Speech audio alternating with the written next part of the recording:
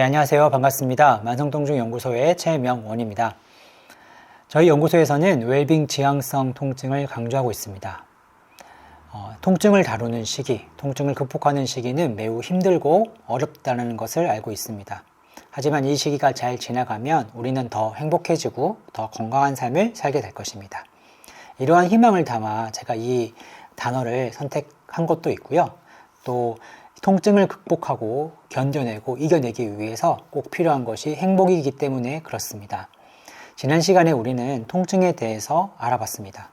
그렇다면 우리가 간과하기 쉬운 행복에 대해서 오늘은 좀 알아가는 시간을 가져보도록 하겠습니다. 여러분들은 행복하십니까? 라는 질문에 행복해, 아니야 라고 어쩌면 여러분 마음으로 어떤 삶을 평가해 볼 수 있는데요. 이렇게 행복에는 자신의 삶을 평가하는 어떤 기준도 포함이 됩니다. 근데 문제는 이 문제라고 하기보다는 정말 저마다의 어떤 평가 기준이라는 게 있겠죠. 그러한 얘기들, 좀 철학적인 얘기인데요. 이런 거는 다음에 한번 제가 또 그 부분에 대해서 좀 다뤄보기로 하고요. 왜 행복이 중요한가? 특히 이 아픈 사람에게 행복이 중요한 이유, 내가 더 건강해지기 위해서 행복이 필요한 이유에 대해서 오늘은 좀 생각해 볼까 해요. 행복과 이 건강의 관계, 매우 이제 밀접한 관련이 있습니다. 대표적인 연구가 하나 있는데 그 켄터키 대학교에서 발표한 연구예요. 2001년에 나온 연구인데요. 1930년대와 40년대에 살았던 수녀님들, 그분들이 수도원에 들어왔을 때 우리가 생각하는 그런 자기소개서 같은 그런 기록을 해둔 게 있습니다. 자서전 형식의 그런 기록물들을 보면 그들이 어떻게 자기의 삶을 회고했는지가 나와요. 그래서 연구하는 사람들이 거기에 나와 있는 기록물을 찾아서 거기에 행복과 관련되어 있는, 특히 행복한 감정과 관련되어 있는 단어가 얼만큼 많이 포함되어 있는지를 확인했습니다.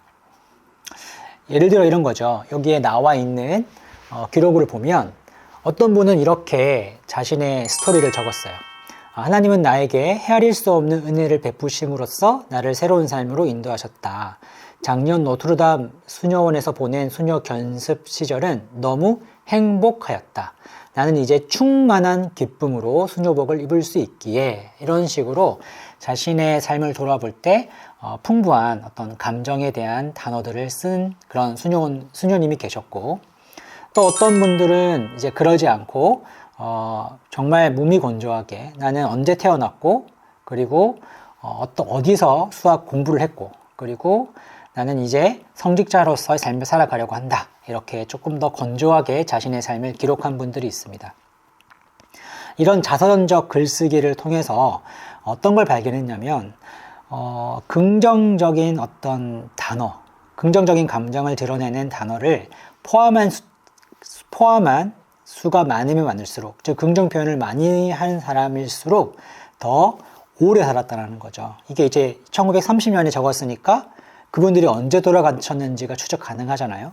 그리고 나서 보니까 긍정적인 표현을 많이 한 수녀들이 그렇지 못했던 수녀들보다 약 10년을 더 살았다라고 했습니다. 네, 이 수치는 굉장히 놀랍죠? 네, 그래서 우리가 한번 생각해 볼 수 있는 건, 자기의 삶을 조금 더 행복하게 평가할수록 더 장수할 수 있구나. 장수했다라는 그 비결은 어쩌면 더 건강한 삶을 이제 살았다라는 거잖아요. 그러면 왜 그렇게 행복이 자기의 신체적 건강에 영향을 좀 주었을까요? 그거는 이 행복이 가져다 주는 어떤 효과가 있는데, 뭐가 있냐면 이제 완충 효과라는 게 있습니다. 여러분, 그 완충제라는 말 좀 들어보셨나요? 이 완충제라는 것은 우리가 특히나 이제 고속도로를 운전할 때 보면 여기는 완충지대입니다 라는 곳이 있습니다. 그곳을 보면 사고가 났을 때 거기에 부딪히면 충격 흡수가 잘 될 수 있게끔 만든 구조물을 말하는 거죠.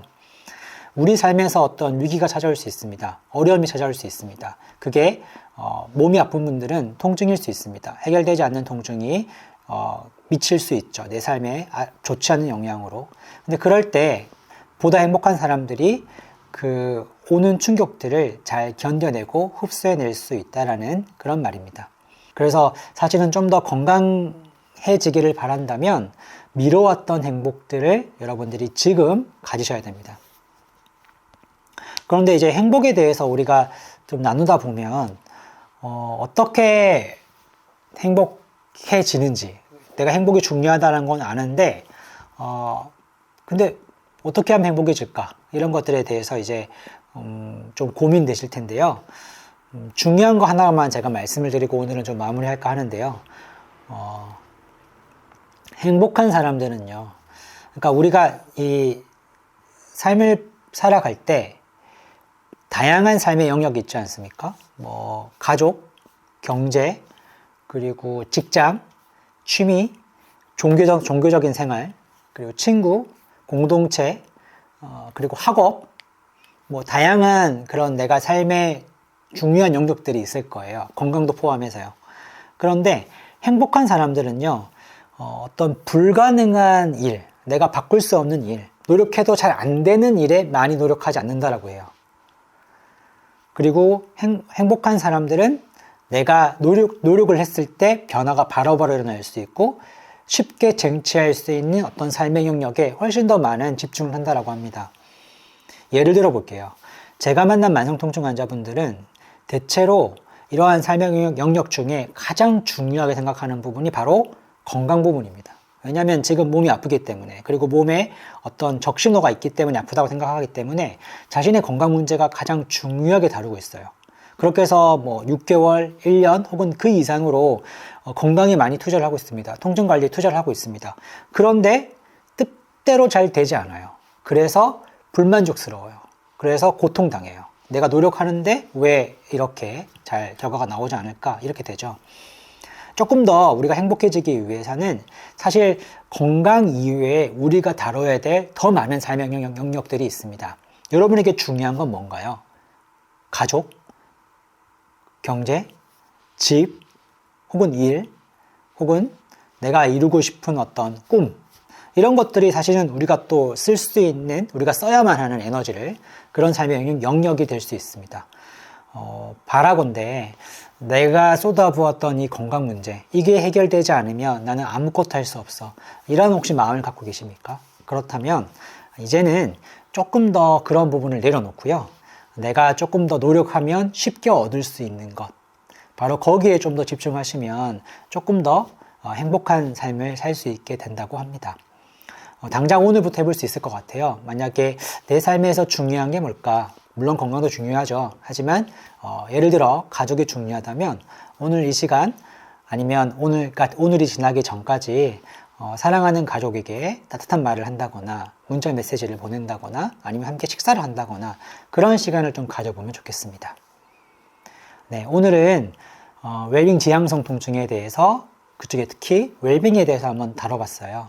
앞으로도 다양한 웰빙 지향성 통증에 대한 얘기들, 그리고 통증 관리에 대한 얘기들을 함께 나눌까 합니다. 이 컨텐츠가 마음에 드신다면 구독과 좋아요 부탁드리겠습니다. 그러면 또 내일 뵙도록 하겠습니다.